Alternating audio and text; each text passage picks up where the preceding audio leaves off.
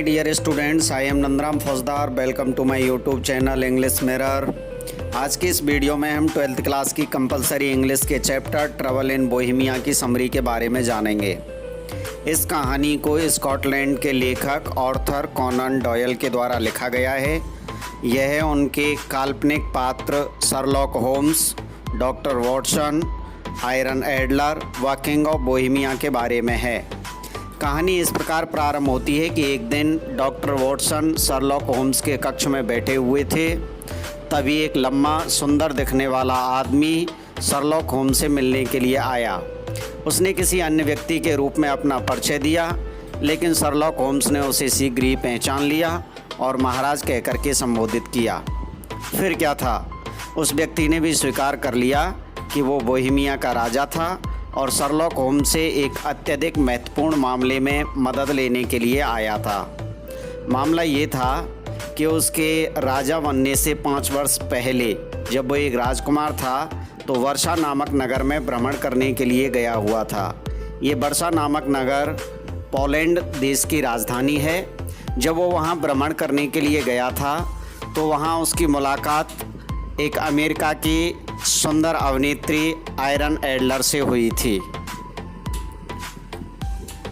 Iron Adler से जब उसकी मुलाकात हुई तो उसे उससे प्रेम हो गया और अब उन दोनों ने साथ साथ एक फ़ोटो खिंचवाया। उस फ़ोटो को आयरन एडलर ने संभाल करके अपने पास रख लिया। जब राजकुमार वापस अपने वतन लौट करके आ गया तो वह आयरन एडलर के लिए पत्र लिखा करता था और आयरन एडलर उन सभी पत्रों को संभाल करके रखती गई। और जब बाद में वह राजकुमार बोहेमिया का राजा बन गया तो फिर परिवार वालों को और सरकार के कुछ सदस्यों को इस बात का पता चल गया कि राजा का प्रेम आयरन एडलर के साथ चल रहा था। चूँकि आयरन एडलर राज परिवार से नहीं थी, इसलिए राजा के परिवार वालों ने और सरकार के सदस्यों ने राजा पे दबाव बनाया कि वह आयरन एडलर को भूल जाए। फिर क्या था, राजा परिवार वालों के दबाव में आ गया और आयरन एडलर से शादी करने की बजाय एक पड़ोसी राज्य की राजकुमारी से शादी करने वाला था। इस बात की खबर जैसे ही आयरन एडलर को पता लगी तो पहले आयरन एडलर ने पत्र व्यवहार के माध्यम से राजा को समझाने की कोशिश की, लेकिन जब राजा नहीं माना तो उसने एक धमकी भरा हुआ पत्र राजा के लिए लिखा और उसमें लिखते हुए कहा कि यदि तुमने मुझसे व्यवहार नहीं किया तो आपके द्वारा मुझे लिखे गए पत्रों के बारे में और तुम्हारे और मेरे उस फ़ोटो के बारे में जो हमने साथ साथ खिंचाया था राजकुमारी को बता दूंगी। बस यही वो मामला था जिसमें राजा शर्लॉक होम्स से मदद लेने के लिए आया था। जब शर्लॉक होम्स ने इस कहानी को सुना तो उसने राजा से कहा, महाराज, आपको चिंता करने की कोई ज़रूरत नहीं है, हम साबित कर देंगे कि पत्र झूठे थे। राजा ने कहा, पत्रों को झूठा साबित नहीं किया जा सकता है क्योंकि वो मेरे निजी कागज़ पे लिखे गए हैं, मेरे स्वयं के हस्तलेख में लिखे गए हैं और उसके पास मेरा एक फ़ोटो भी है। तब शर्लॉक होम्स ने कहा कि हम साबित कर सकते हैं कि कागज़ को चुरा लिया गया था, आपके हस्तलेख की किसी व्यक्ति के द्वारा नकल की गई थी, और रही आपके फ़ोटो की बात तो आप महाराज हैं, आपका फ़ोटो कोई भी खरीद सकता है। तब राजा ने कहा, श्रीमान जी, दुर्भाग्य की बात यह है कि उस फ़ोटो में मैं और आयरन एडलर साथ साथ हैं। तब शर्लॉक होम्स ने कहा, फिर तो ये विषय पेचीदा है। अच्छा, एक बात बताओ, क्या आपने कभी उन पत्रों को और फ़ोटो को आयरन एडलर से प्राप्त करने का कोई प्रयास नहीं किया? तब राजा ने कहा, मैंने कई बार प्रयास किया, लेकिन आयरन एडलर न केवल खूबसूरत है बल्कि वह अत्यधिक बुद्धिमान और चतुर भी है। उसने मुझे उन फ़ोटो और उस फ़ोटो और पत्रों को हाथ नहीं लगने दिया। तब क्या था, शर्लॉक होम्स राजा से आयरन एडलर के बारे में जितनी जानकारी जुटा सकता था उतनी उसने जानकारी ले ली। और फिर अगले दिन डॉक्टर वॉटसन की मुलाकात शर्लॉक होम्स से संयोग से उस वक्त हुई जब वह रात को वापस अपने घर लौट करके आ रहा था। पहले तो डॉक्टर वॉटसन ने शर्लॉक होम्स को पहचाना नहीं, क्योंकि वह एक वृद्ध कैब ड्राइवर का रूप बनाए हुए था। लेकिन बात ही बातों में जब डॉक्टर वॉटसन को पता लगा कि ये शर्लॉक होम्स है, तो शर्लॉक होम्स ने भी स्वीकार कर लिया और कहा कि आज मैं पूरे दिन आयरन एडलर के घर के आसपास एक वृद्ध कैब ड्राइवर का रूप बना करके घूमता रहा और लोगों से आयरन एडलर के बारे में कुछ ना कुछ जानकारी प्राप्त करता रहा।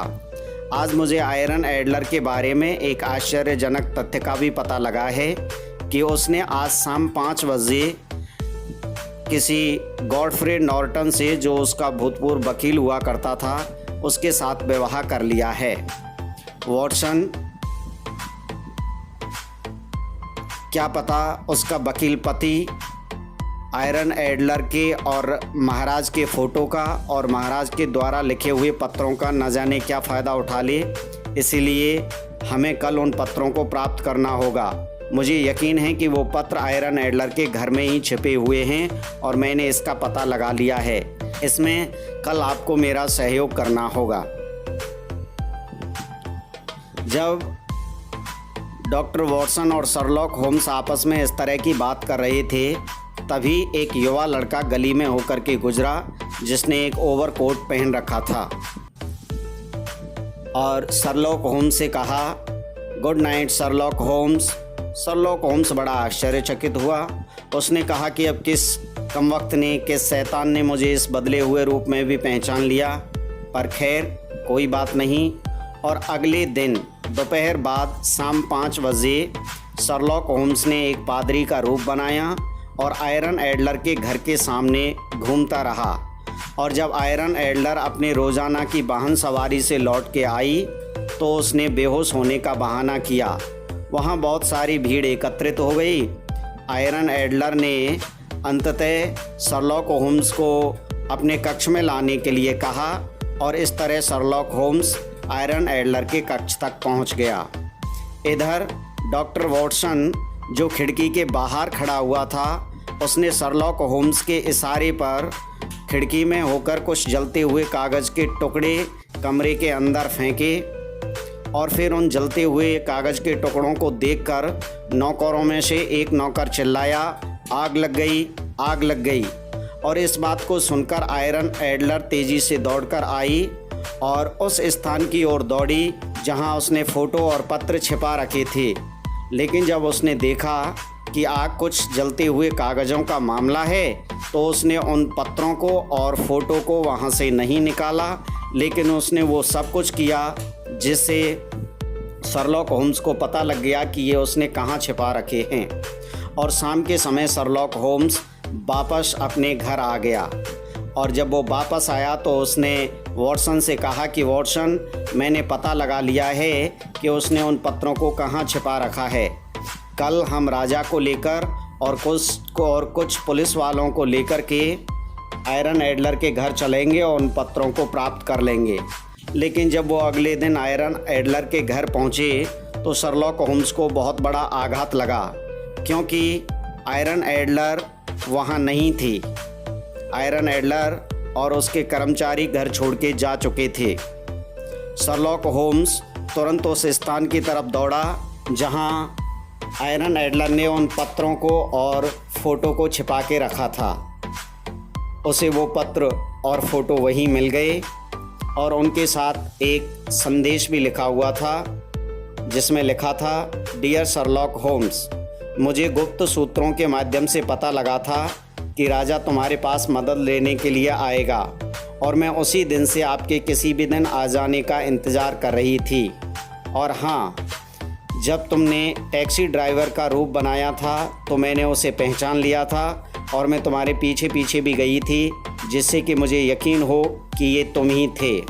तुम ये क्यों भूल गए कि मैं भी एक अभिनेत्री हूँ, मैं भी एक कलाकार हूँ, मैं भी एक आर्टिस्ट हूँ, मैं भी एक एक्ट्रेस हूँ। और हाँ, जब कल तुमने एक पादरी का रूप बनाया और मेरे कमरे तक पहुँचे, वो भी मुझे पता लग गई थी। मैंने जानबूझ करके उन पत्रों को वहीं छोड़ दिया है। वो अब मेरे किसी काम के नहीं हैं। उन्हें आप राजा के लिए लौटा देना, क्योंकि मैंने शादी कर ली है मेरा पति मुझे अत्यधिक प्रेम करता है और मैं अपने पति से भी अत्यधिक प्रेम करती हूँ और मैं अपने पति से अत्यधिक प्रेम करती हूँ। और इस तरह ये कहानी यहाँ समाप्त होती है।